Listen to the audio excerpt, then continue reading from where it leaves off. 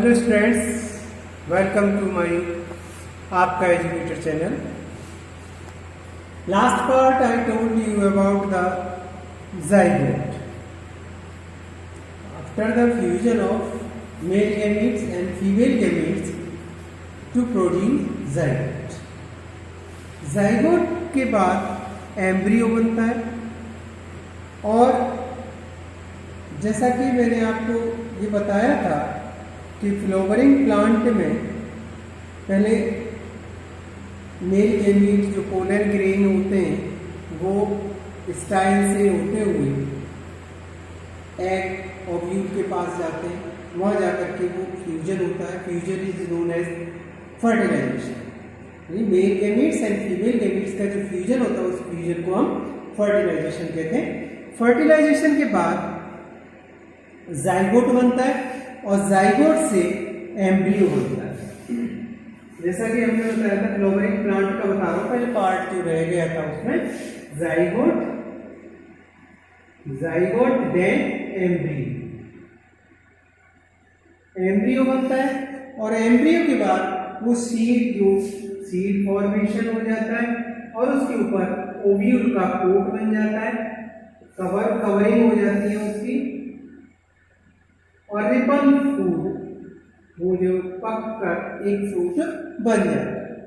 और इस सीड के अंदर एम्ब्रियो होता है, सीड के अंदर एम्ब्रियो होता है, यानी it contain this seed contain small plant, एक स्मॉल प्लांट को रखता है और जब इसे फेवरेबल कंडीशन में डाल देते हैं दे विल ग्रो कर जाता है, जर्मिनेशन हो जाता है, उसी को हम एक जर्मिनेशन कहते हैं और ये सीड जर्मिनेशन उसी को बोला जाता है।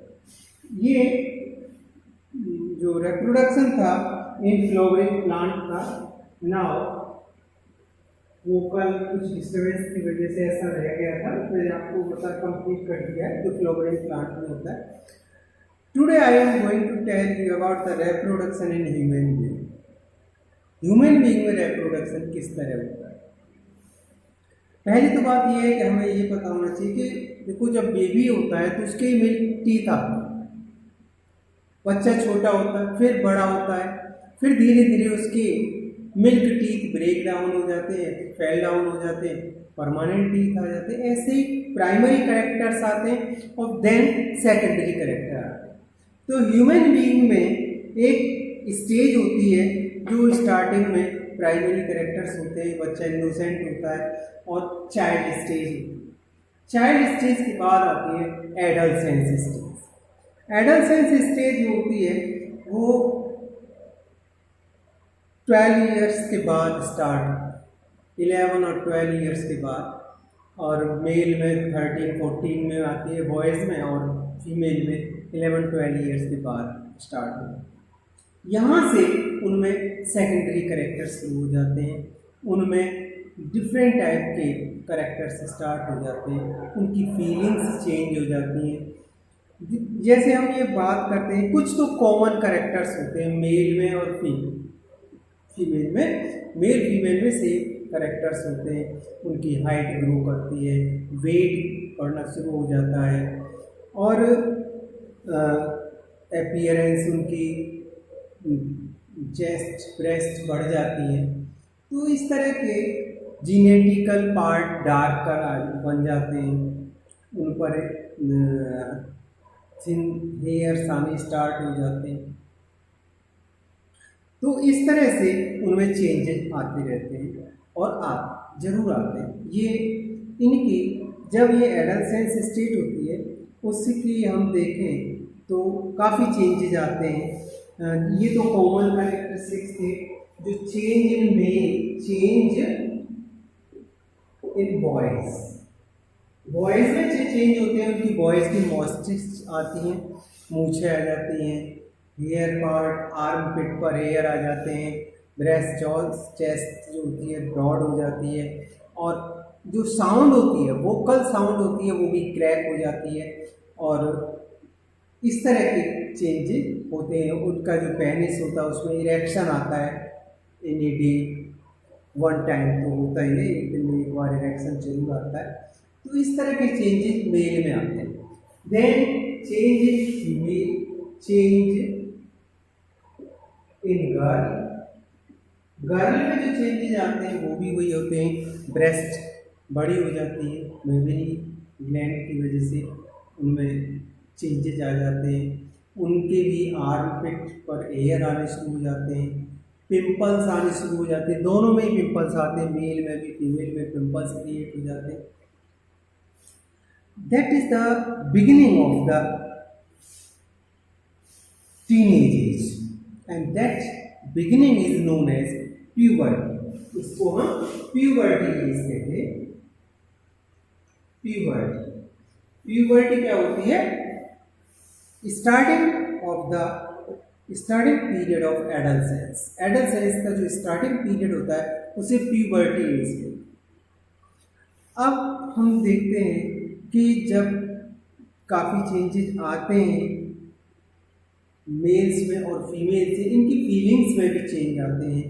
One two attract another, male female की तरफ, फीमेल मेल की तरफ अट्रैक्ट स्टार्ट हो जाता है, उनकी थिंकिंग चेंज हो जाती है, उनकी जो फीलिंग्स हैं एक दूसरे की प्रति चेंज होती है। और उस टाइम पर ये काफ़ी जो स्पेशल ऑर्गेन्स हैं वो डेवलप हो जाते हैं। जो मेल में टेस्टोस्टेरोन हार्मोन होता है, फीमेल में एस्ट्रोजन हार्मोन होता है। तो जो कह सकते हैं फीमेल में और मेल में जो सेक्सुअल कैरेक्टर्स होते हैं वो काफ़ी डेवलप होते हैं। दिस इज़ द मैच्योरिटी, इसीलिए मैच्योरिटी एज इनकी शुरू हुई। यहीं पर मैं आपको ये बता दूं कि ये जब चेंजेज आते रहते हैं तो मेल में आपको बताएं कि मेल के अंदर कई सारे रिप्रोडक्टिव पार्ट ऑर्गेन्स होते हैं। मेल रिप्रोडक्टिव ऑर्गेन्स देखें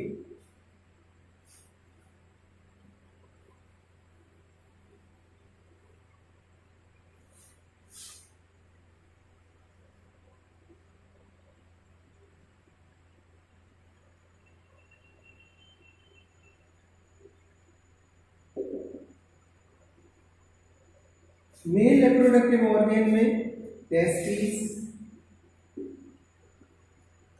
ये दिस इज पेयर ऑफ इस टेस्टिस होते हैं, इसके ये पूरा पार्ट स्क्रोटम होता है,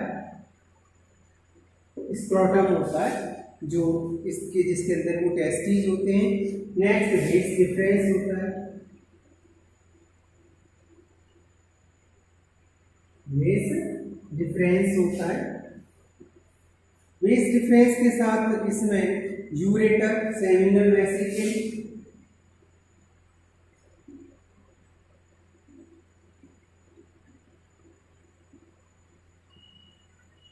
seminal vesicle, then seminal vesicle, bladder, prostate gland,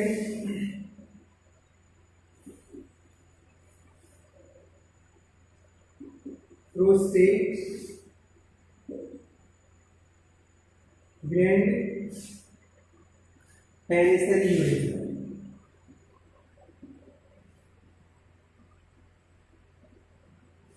urethra देखो, टेस्टिस जो होते हैं टेस्टोस्टेरोन हार्मोन इसमें से स्पर्म क्रिएट करता है। जो स्पर्म होता है, स्पर्म इस तरह की स्ट्रक्चर होती है, स्पर्म की टेल होती है, इसमें टेल जैसी स्ट्रक्चर होती है इसकी, इसे फ्लो करने में इजीनेस रहती है। स्पर्म होते हैं, ये टेस्टिस होते हैं, स्पर्म क्रिएट करते हैं टेस्टोस्टेरोन हार्मोन की वजह से, और टेस्टोस्टेरोन हार्मोन ही डेवलप होता है एडolescence के एज में, जिससे कि वो सारे चेंजेस आते हैं।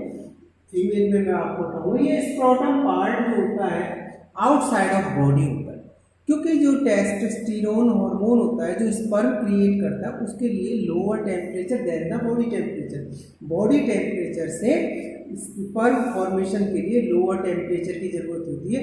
इसीलिए टेस्टोस्टेरोन का जो टेस्टिस वगैरह का जो स्क्रोटम पार्ट होता है आउटसाइड ऑफ द बॉडी से अलग होता है स्क्रोटम, ये इसका रीजन होता है, याद रखना।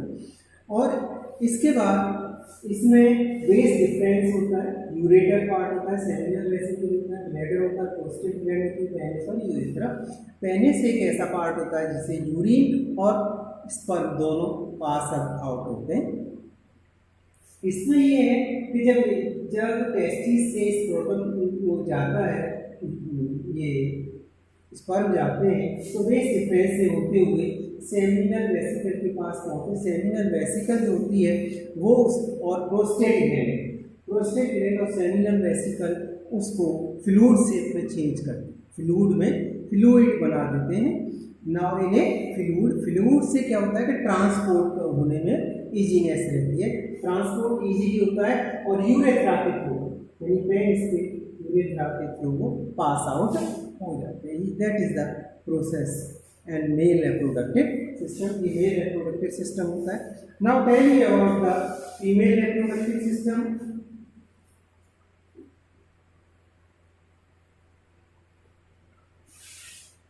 फीमेल रिप्रोडक्टिव सिस्टम जो होता है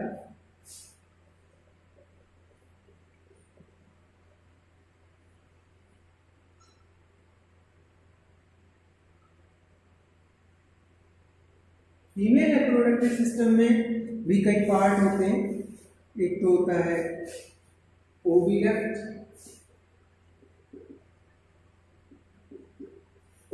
होता है। ओविडक्ट यानी इसको हम फैलोपियन ट्यूब भी कहते हैं।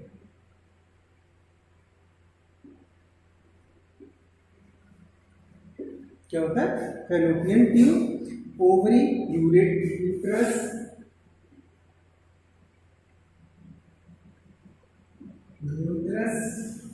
यूट्रस के बाद यूट्रस होता है, सर्विक्स एंड वेसल।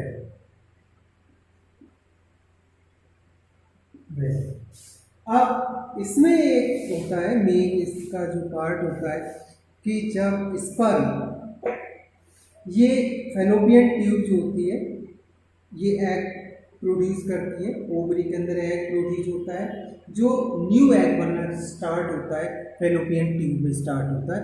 जब फैलोपियन ट्यूब में एग स्टार्ट होता है, यहाँ पर जब फैलोपियन ट्यूब में एग होता है, न्यू फॉर्म में एग होता है, देन मैट और फ्यूज विद द स्पर्म। जब स्पर्म फैलोपियन ट्यूब के पास आता है वहाँ पर फ्यूजन होता है। फ्यूजन होने के बाद वो जाइगोट में चेंज हो जाता है, जाइगोट के बाद वो एम्ब्रियो में चेंज होता है। जब एम्ब्रियो में चेंज होता है तो वो यूट्रस में जाकर लाइनिंग ऑफ यूट्रस होता है उसमें जाकर के मिल जाता है, और जब वहाँ मिलता है तो वहाँ से वो ग्रो करता है और after 9 month it baby produce होता है।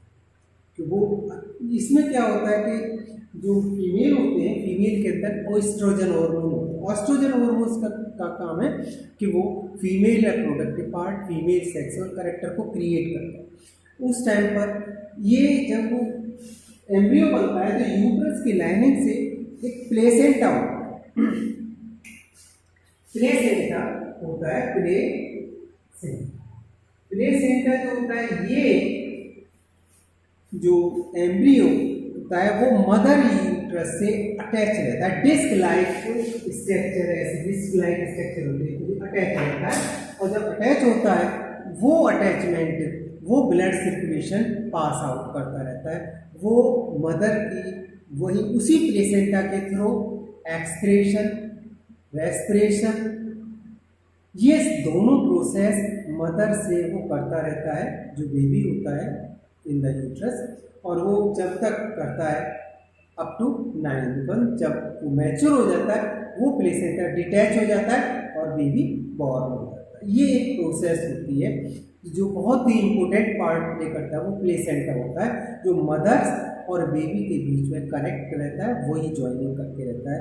मेन पार्ट उसका वो होता है जो आप अपने आपके अंदर वो अपनी वो मार्क है जिससे वो बेबी और मदर के बीच अटैचमेंट रहता है। तो ये सब कैसे होता है, एक ह्यूमन बीइंग या एनिमल्स जो भी होते हैं वो मैटिंग करते हैं। That known as matting.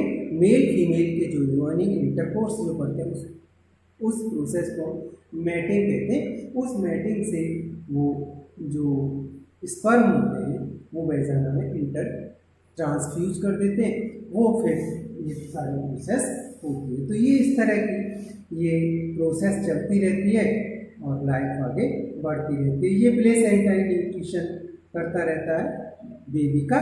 That is the proper way of the production in human being. Likes and subscribe. Thank you.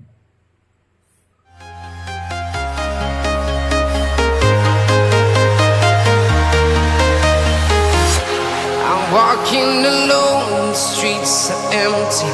The only thing I can see is my own silhouette. I'm getting stronger, step by step. The clock is ticking, but there's no time for regret.